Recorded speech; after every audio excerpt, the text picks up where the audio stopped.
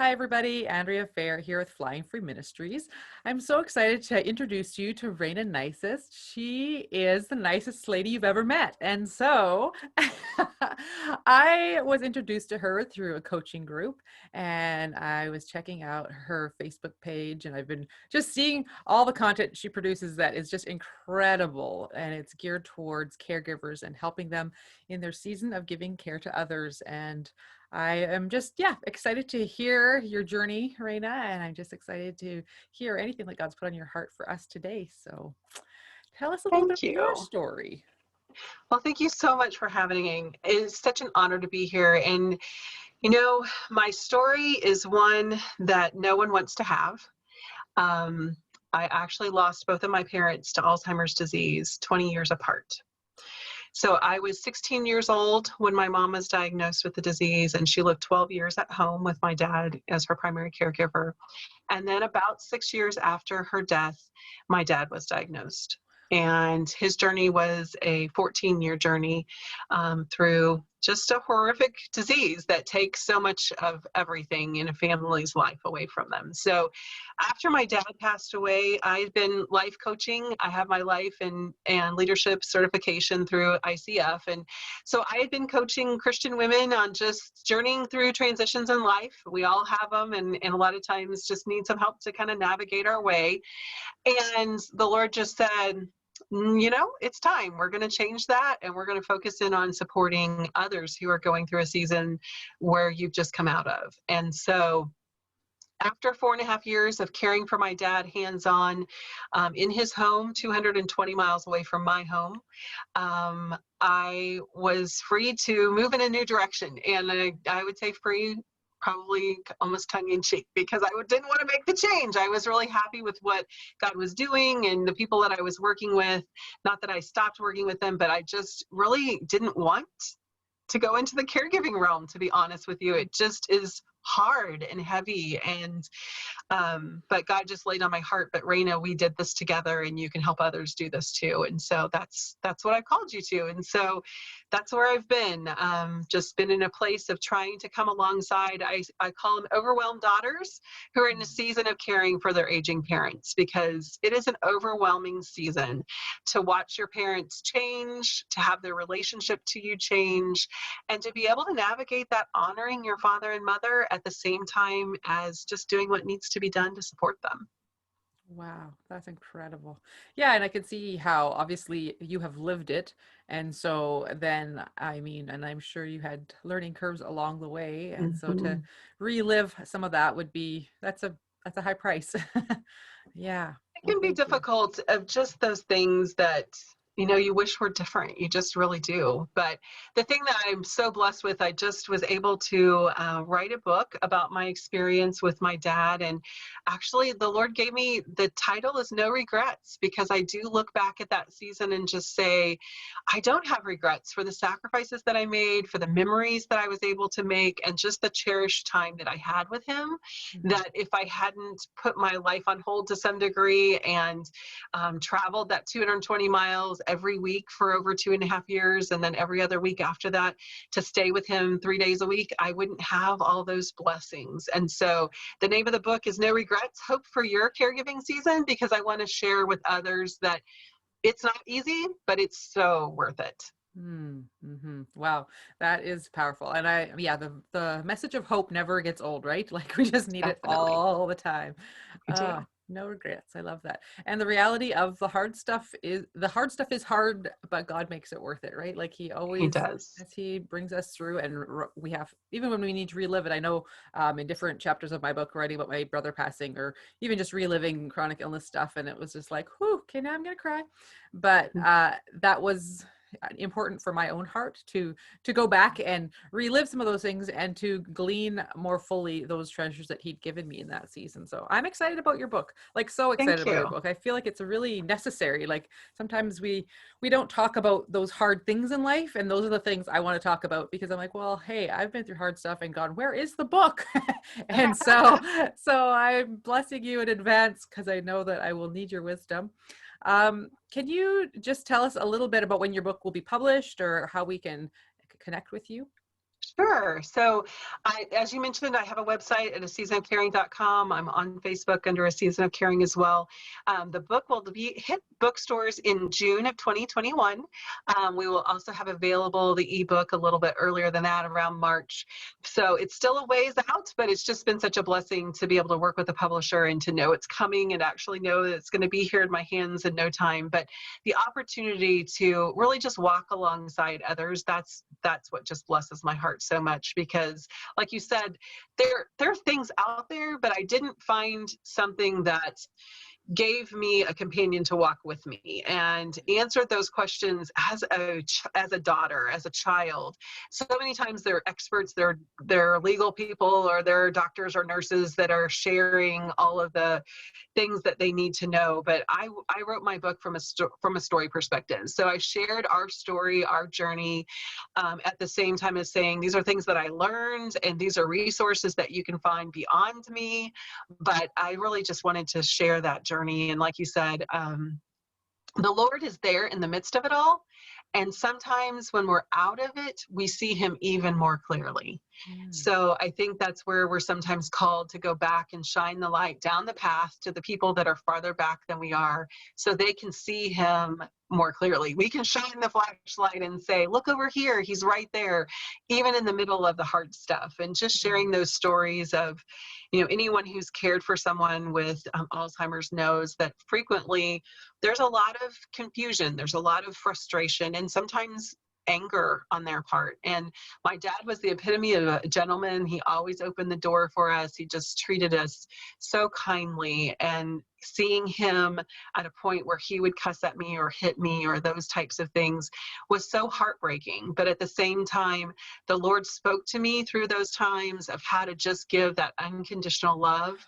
And through my husband, reminded me of just tell my dad I love you, even when I didn't feel it right then because he was being mean.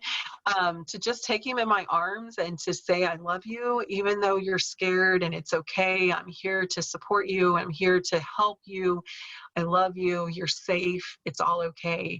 And just being able to be reminded of those things helped me to see God in the middle of everything, and to remind myself as well that when I was in places in that journey that were hard and I was scared, that God was holding me and he was telling me he loved me and that I was safe, even though I didn't understand, even though I was frustrated by what was happening. So it's amazing the blessings that come through looking for them and others helping us see them.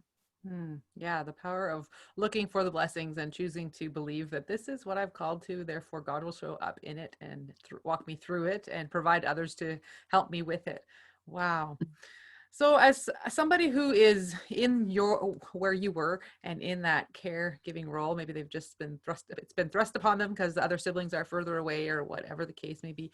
Do you have something like any challenges or startup things or anything that someone can just get a grab quickly and be like, okay, this is somewhere I can start to just build even like a self-care routine or something just to keep some sanity or find some sanity amid the major transition that they're facing?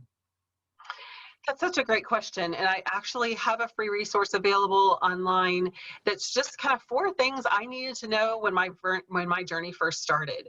And it's kind of simple stuff, but it's also things that we might forget. And one of those is definitely self-care. Self-care is something we hear all the time. And in fact, it gets a little annoying, to be honest with you. I hate that I have to talk about self-care because I hated hearing about self-care as a person who was in that season of caring. But it is more important than you ever imagined it would be. And it can be easier than you think it is as well, because it really is learning to pay attention to what you need. And I think one of the keys to that is asking yourself questions. As coach, that's what I do, and that's what I love to do, but I also coached myself a lot. So at the end of each experience, every weekend on my way home, I had a self-conversation. How did it go? What went well? What didn't go well? What do I need to try next time? Just stopping to remove yourself from the situation to ask the questions will really help you move forward. And it sets you up for self-care, because that question of what do I need to do differently then helps you seek answers for what's not working. Wow. So for example, there were certain times when my dad was not sleeping well. And he was up in the middle of the night 3 or 4 times a night. I'm a girl who needs her sleep. And so I sleep about 8 hours a night and I sleep well. And so knowing that he might be up wandering or confused, I just was not sleeping well. And I was there 3 nights a week in a row. And so that was a lot. And physically, I was just really getting drained because I wasn't getting that good rest that I was used to. So I had to start problem solving. What am I going to do? How can I handle this? What are some solutions? And so that made me step into my self-care role and say, what can I do to get the rest that I need so that my body continues to function the way it needs to? So I think asking ourselves those questions helps us to problem solve, helps us to really understand what kind of self-care things are most important. And rest, eating well, getting that water, and really spending the time with the Lord, I would say were some of the most important things for me. Wow, that's incredible. Yeah, the reality of, yeah, we don't necessarily like the word self-care for a variety of reasons, but at the same time, like God's required us to be good stewards of ourselves, and we need to do that so that we can serve others and love on others. I'm so for someone who's just starting out and how, like, do you have tips for how do you set up your schedule so you can live your life and help, or like, is that, those are different things you help people work through in their journey, or how does that? That's a great question, because I think that is one of the most important things. As I meet caregivers and work with caregivers, oftentimes I find people who have no life at all. All they've done is become a caregiver. That's the only title they have anymore. And there's resentment and bitterness that can happen whenever we give up everything, because God created us with gifts and talents to do for many other things. And so it's important for us to be faithful to everything that He's called us to. And this is just one more piece of it. It's not all that there is. So I love your question in realizing that it is about having a life that you love and honoring your parents at the same time. It's not one or the other. And so I would say, intentionality was a big thing for me, and it's something that I kind of use the illustration of your plate. What does your plate look like? Is there white space on your plate right now in your life? And if we're being good stewards of our lives, there is white space. There's margin that allows us to flex and flow as we need to, as crisis happens, because that's what we're living in, a fallen world. It did happen. And so we're always going to have those things, but we need to have white space on our plate. If we try to dump caring for our aging parents on top of everything else, there will be no white space. It will all be covered and overflowing, honestly. Mm-hmm. And so we're going to have to realize, number one, this is a season. So this is a period of time. And this season is going to look different. It's not going to be the same season all the way through. So when I first started caring for my dad, I was working, teaching half days, 4 days a week. I'm married. I had a high schooler at home, and we live on a farm. And so I support my husband in traditional ways. We had dinner on the table every night. You know, I take care of the house, all of those kinds of things. So those things had to be done. At the same time, I had to make that almost 4-hour drive and stay with my dad about 3.5 hours a week. And so, or 3.5 days a week. And so it was busy. There was a lot to be done. So could I continue doing everything I had done before then? Absolutely not. I had to move some things off of my plate to say, okay, this is a big piece of my life right now. My dad's care and his needs is going to be something I'm going to prioritize. But that means I'm going to let go of some other things. And when my contract to renew for teaching came up, I let it go. And so you're going to have to make some changes. And I think that's a little hard. And we don't want to do that. We don't like change typically, but we usually push back against those things, especially when we feel like we don't really have a choice. We have to do this. I just want to challenge that perspective. You have a choice. You can make your parents a priority or your loved one the priority, and you can rearrange the other things. They can be other things in your life. I became a grandma during my 4.5-year period, and I spent 1 day a week with my grandson from 9 to 5, just hanging out with him. So you can do those things when you make those a priority, but you have to live intentionally. You can't just let other people dictate your priorities. You have to say, I'm going to have to let that go right now, or I'm going to have to say no right now, and then pick it up once your loved one's gone, because they will be. Right. Yeah, I think that's really important to remember that even within that season, there is the ebb and flow. Like there is times of more intense need and times when you can take a step back, which leads me to the next question of caregiver guilt. Like, I'm sure that that's a real thing. As a mom, I'm Mm-hmm. like, it's a real thing for moms. So I'm thinking that it's transferable, that that there's just the reality. I know some of my listeners struggle with or live with chronic illness, and so I can see how there's a fear factor of like, I can't do what I thought I could do, and here we are. What will I do? And so, what would you say to someone who's wrestling with that, with the knowing that they can't be as involved as they had hoped to be, and what kind of resources are available for people in those situations? Guilt is something we all experience to some level, but I think we have to really shine the truth on it. And the truth is, we can't do it all. We weren't created to do it all. We don't have the same gifts and talents. And so I think adjusting our expectations makes the biggest difference in helping to relieve that guilt. So when we have a realistic expectation, which means living your life through the lens of what your life looks like, if you have those restrictions on your energy and your ability to physically be there, that doesn't mean that you aren't an important piece of the team that helps to support your parent or your loved one. You have to be a part of the team, and you have to take the role that's created for you. That might mean that you call your parent and talk to them every day on the phone. You can't be there physically, but you can be there emotionally, and they love you dearly. And you are one of the most important things in the world to them. And so just being that encourager can make a big difference. My sister, I have an older sister, we teamed together. She's a detail-oriented person. She was all over the schedule, all over the groceries, knowing that the right thing was in the house. I didn't want to do any of those things. So I was there physically with my dad a lot more often than my sister, but she was working behind the scenes. She was taking care of a lot of those, paying the bills, running the budget, all of those things that had to be done. So if you find yourself with physical limitations, look for other options, because there are things that you can do to support your loved one that doesn't make you have to be there physically lifting, or dealing with combativeness or whatever it is. There are other needs. And so just don't disqualify yourself. Change Mhm. your perspective and ask the question, how can you help? That's right. I love that. And to own where you're at, right? Like, there's no point in Mhm. saying, yes, I'm struggling with depression right now, I'm going to be there 5 days a week. Like, that's not sustainable, right? So to ask yourself those questions and choose to have a realistic, I love that definition of realistic expectation. It's just like, actually, what does your life look like? And now, Mhm. how will this all fit?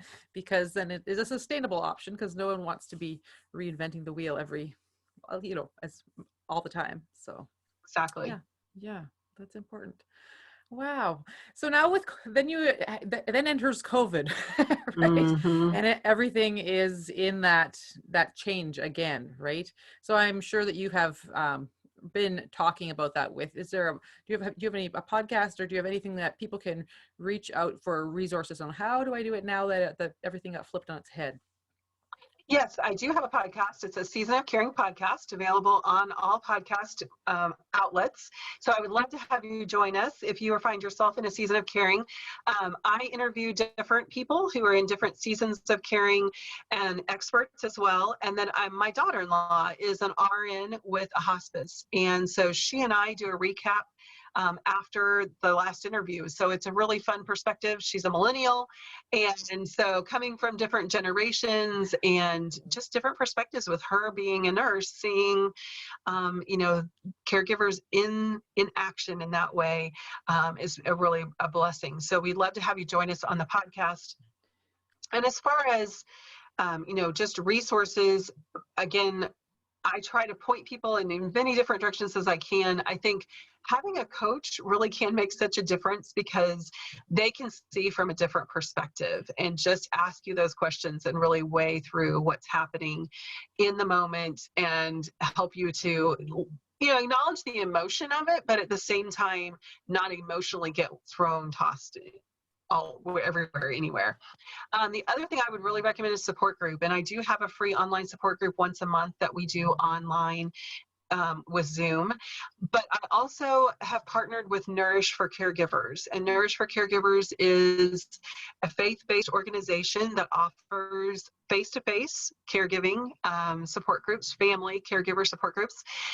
But with COVID, we can't do face-to-face. And so we actually joined together and did 100 days of support group meetings at 10 a.m. every morning Central Time for 100 days as COVID happened. Now, as people are settling a little bit more, we've cut back to Tuesdays and Thursdays at 10 a.m. Central Time. But every week we gather together, we read through scripture, we talk about where God is in the middle of it all, and we support each other. And so I'd love to invite your listeners, if you find yourself as a family caregiver at any point, to just hop on to nourishforcaregivers.com and you register there, and they'll send you a link to the Zoom meeting. And there's a group of us that lead, and so different people are on at different times, but we would love to have you join us. It's an amazing support. I have been so blessed. I'm not in a season of caring right now, but I've been so blessed to listen to the hearts of these caregivers and help them as they journey through this unprecedented time. I mean, COVID has changed so much, and I think it has made us grapple with some of those questions that we weren't thinking about before. We were just paying other people to provide care without really being an instrumental part of that. I think there was a population that was thinking, oh, they're taken care of. And now it's brought it back to, but we're family and we really need to know more and we need to be involved in all of this. And so it has looked different. Some people, are removing their loved one from care facilities and actually moving back to home care. There's challenges in all of it. So again, it comes back to those decisions. What's right for your family? What's right for your loved one? There really isn't one answer. It's something you have to wrestle through, pray through, and just really look for where God's opening the doors. Wow. I love that there is a whole network available. And I think that sometimes we put more pressure on ourselves. So I can't add in a call. I can't add in. It's like, yeah, you can. If you can watch an hour of TV, you can put in an hour call instead. And not to be judgy or anything. That's not my intent. My intent is just to challenge our thinking that you need to take care of yourself in that season of caring, because it is a long road and it's a hard road. And so when there's opportunities available to you to take, don't sign up for all of them because that will be too many, but Exactly. pick a one thing that you can do, and it might be changed throughout as well. Wow. I guess you've already mentioned these things, but if you were across the table from somebody who has just heard the diagnosis, the other parent has Alzheimer's or stage 4 cancer, whatever, and they are just undone. And what would you encourage them to be their next step for that person who's just feeling like, I can't even handle my own life. How am I supposed to do this next thing? Could you just speak to that as we close? First thing I would just say is, I'm so sorry. It's going to be harder than you ever thought it would be. And that's not encouraging, but it's true. Losing a loved one is such a hard journey. And knowing that there is a time limit to how long we have to love them here, I think changes our perspective. And so I would just challenge you to really look at what is most important right now. And we have to pay the bills, and we need to take care of the family, our kids and our husband. And we need to be the servant God called us to be in whatever ministry he's provided for us. But sometimes, again, just look at that plate and take off the things you can let go of and put the most important thing on there. And that's going to be that person that you love that is not going to be here at the end of this journey. And know that you have what you need to love them well. And what you don't have, you can find. You can find the support, you can find the resources, you can figure this out so that you can bury them with no regrets. And that's really my encouragement, is to think of, what would I regret if I didn't do it?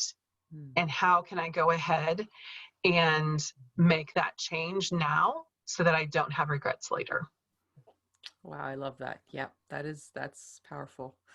Thank you so much, Reyna, for your time and for your resources. And I look forward to putting that information on my website and also in the notes so that people can find you with ease and access that information. And thank you so much for writing that book. I'm sure it was hard on your heart and good too. And we look forward to seeing it and the treasures and blessings that God has given you through that journey. And I know it will inspire and give hope to others who are walking in the trenches right now. So thanks again for your time. Thank you. I just so much appreciate the time, and I would love to be able to communicate with anybody that, has questions or needs support. You can reach me at talkwithrayna.com and just schedule a time. I would love to just be a listening ear and offer that encouragement to you. Awesome. Thanks again.